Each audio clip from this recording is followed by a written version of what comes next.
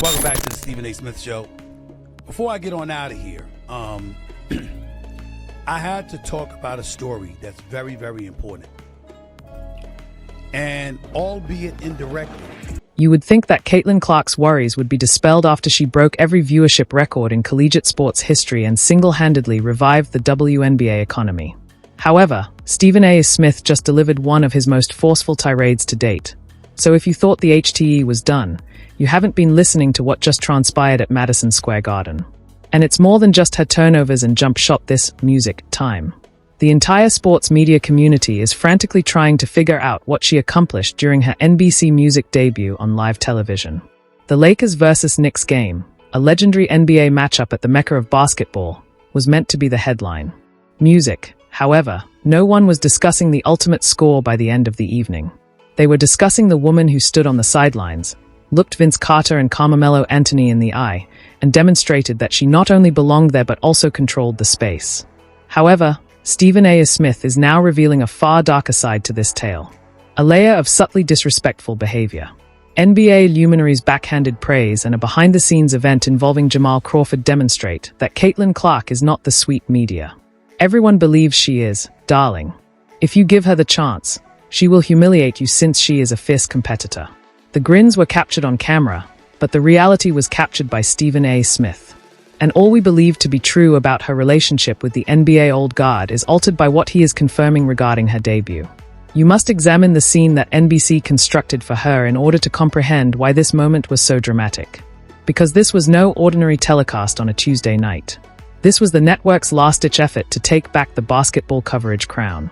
They were aware that the only way to ensure attention was to use the Clark effect, which put her in the spotlight at Madison Square Garden with Hall of Famers Carmelo Anthony, Vince Carter, and Tracy McGrady on either side. Men who have shaped basketball over the past 20 years. Before the cameras even rolled, the critics were honing their craft, posting on social media that she would look uneasy, that she wouldn't understand how to evaluate the men's game, or that she would be intimidated by the legend's star power, which stands in for the traditional boys' club gatekeeping she has encountered since she first picked up a basketball. However, she wasn't intimidated, she wasn't silent, and she didn't hold back. So when the red light came on, something startled the producers and the millions of people watching at home. Almost immediately, Stephen A. Smith saw that her body language did not convey that of a guest. Cutting legends off to make good comments about defensive rotations, laughing off the tension, and controlling the microphone were all examples of peer body language. However, the true story, which Stephen A. Smith is now verifying with great pleasure, is what transpired prior to the program even beginning. An unscripted event that revealed the actual character of the beast hiding beneath the number 22 jersey. Now, there are rumors that Smith has happily spread about a scene in which Clark and the great ball handler Jamal Crawford had a straightforward strategy. To demonstrate some talents and have fun for the pre-game broadcast, NBC branded a fun game of Horse-E. It should have been fluff. It was meant to be adorable. But when a rim is involved, Caitlin Clark doesn't do cute. Additionally, it was verified by the broadcast team and witnesses that Clark did indeed lose the game's opening round against Crawford. She was different from other athletes who would have shrugged it off, shook hands, and gone on to the next phase in a promotional event. According to sources, she became enraged right away, not in a nasty way, but rather in that insane, competitive, Jordanese manner about which we have heard tales for years. She refused to let the segment conclude with a defeat and immediately requested a rematch and a best-of-3 series. And the reason Stephen A. Smith refers to her music as the Golden Goose is precisely what transpired afterward. In the next 2 games, she locked in and completely destroyed Crawford, shouting trash and draining shots from the logo the entire time, demonstrating that she couldn't hold back. This was Stephen A. Smith's opportunity to emphasize his major point. Because of the Nike deals and the advertisements, many continue to mistake her marketability for softness and believe she is a hype product. She is a frigid caller who would prefer D than lose a game of Horse SE to a suit-clad retired player, though, when the cameras are turned off. In addition to setting the tone for the entire evening, this reluctance to lose also prepared the way for the most disrespectful event of the night, which still infuriates Stephen A. Smith. Caitlin Clark, the all-time leading scorer in NCAA history, a woman who is revolutionizing the economics of sports, was compared to Peyton Pritchard by NBA legend Reggie Miller, who tried to complement her game while Clark was holding her own and demonstrating her basketball IQ. The comparison was so loud it reverberated throughout the internet. Peyton Pritchard is a reliable role player for the Boston Celtics, for those who are unaware. Caitlin Clark is a skilled shooter who works hard, but many, like Stephen A. Smith, felt that comparing her to a bench player, even a good one, was a subtle jab meant to minimize her greatness by avoiding comparing her to the real superstars of the game, such as Luka Doncic or Steph Curry. Clark's face was captured on camera in that instant, and it was a masterwork of self-control. She didn't say anything, but she was clearly perplexed, lifting her eyebrows as though to ask, "Did this man really just compare me to a backup point guard?" The silence was deafening, so she didn't have to. However, Stephen A. Smith did not remain silent and went on to discuss the issue in great detail, highlighting the ridiculousness of the double standard. They would have compared him to Magic Johnson or Larry Bird if a male rookie had entered the league selling out arenas and averaging her figures. But the bar is always shifting because it's Clark. The old guard attempts to keep her modest and continuously lowers the comparisons. Smith maintained that Clark was more mature than the Hall of Famer seated next to her because she refused to clap back on air. She demonstrated once more that she knows the media game better than those who have worked in it for 30 years by taking the insult, putting it aside, and continuing to control the program. However, the numbers were unaffected by the disrespect. At this point, it is impossible to dispute Stephen A. Smith's affirmation of her influence. A random mid-season game between the Lakers and the Knicks became a cultural event when the broadcast attracted over 4.5 million people, making it the most viewed NBA game of the season that wasn't on Christmas or opening night. The ratings for this NBC premiere were absolutely explosive. Everyone is aware of the reason. Neither LeBron James nor the Knicks defense were to blame. People wanted to see Caitlin Clark, which is why. They were interested in whether she would succeed or fail. When these figures were announced, Stephen A. Smith slapped the papers on his desk and yelled his favorite catchphrase, "She is the needle." He acknowledged that NBC execs are probably celebrating the fact that they have more than just a WNBA star. Their universal basketball personality is just as capable of carrying a men's broadcast as she is of carrying her own squad. This is the worst-case scenario for her detractors because 4.5 million individuals objectively disproved the claim that people are growing weary of her. Additionally, Smith noted that she has never before seen power thanks to this advantage. She works for more than simply the WWN. Holding the cards while her unreserved performance at MSG sent a message to all the network heads that she is worth every cent of the huge contracts that are coming her way. She is a partner to the NBA, NBC, and Nike.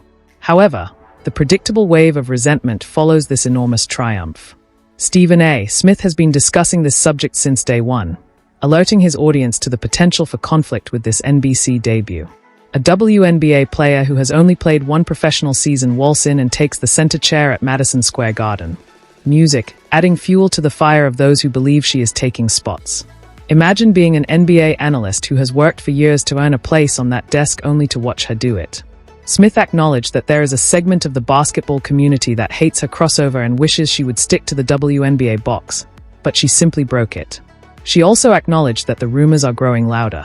According to Smith's sources, although the on-set luminaries Mello, Vince, T-Mac, and Music were kind and hospitable, the larger community of media analysts and supporting actors are furious and saw her as a tsunami that drowns the competitors rather than a wave that raises all boats. Smith's response, however, was scathing and harsh. Move on. Clark didn't only appear and giggle, he made clear. She put in the effort, was familiar with the players and music statistics, and dissected the pick-and-roll coverage with the same level of accuracy that she applies when analyzing music defenses on the court. That seat was hers. Additionally, the section in which she criticized the Knicks' offensive issues and educated Jamal Crawford was not seen by those who said she was a marketing ploy or a diversity hire. Her basketball IQ was unrestrained. And that is the biggest threat to people. Popularity is one thing, but being respected and intellectually sharp is another. The most compelling part of Stephen A. Smith's analysis was the exchange between Caitlin Clark and Carmelo Anthony, a respected basketball legend. Smith suggested that their natural chemistry felt like a subtle passing of the torch, showing that the game's elite recognize her talent. When Clark confidently explained her point about shot selection during the broadcast, she proved she belonged on that stage. According to Smith, this moment has NBC executives eager for more appearances, as her presence brings energy, credibility, and strong audience interest. He believes this debut was just the beginning, signaling a growing media role for Clark and potentially a new bridge between the WNBA and NBA. Caitlin Clark's NBC debut felt like a hostile takeover disguised as a guest appearance. She entered the Lions' lair, commanded attention, and left a mark. Stephen A. Smith highlighted how her presence turned challenges into viral moments, from T.T.O.N. Pritchard's insult to transforming a game of horse into a display of power, proving she is both fearless and influential. At Madison Square Garden, the notoriously tough New York crowd roared for her, accepting a WNBA player as one of their own, while purists and old guard executives struggled to contain her popularity. Clark spoke the fans' language on air, critiqued plays confidently, and demonstrated she cannot be silenced by outdated norms. Smith emphasized that her debut isn't just about ratings. It sets a new standard for women in sports media, showing that female broadcasters can lead, dominate, and redefine the game's spotlight. Stephen A. Smith, who knows the value of hustle and contracts, sees Caitlin Clark as a kindred spirit who recognizes her worth and won't settle for less. He called the Peyton Pritchard remark dismissive, noting the difference between a roster spot and a billion-dollar brand in a ponytail. On Sunday night, Clark turned the NBA stage into a platform for the WNBA, proving that her talent validates the league and introduces it to millions who might not have noticed before. She promoted the women's game effortlessly, all while dominating moments like the shooting match with Jamal Crawford, showing the same competitive fire Smith has seen in legends like Kobe and Bird. With her skill, audience, and confidence, she doesn't need anyone's approval. She controls the stage, the spotlight, and the narrative. Caitlin Clark arrived in New York to make a debut and left with a message.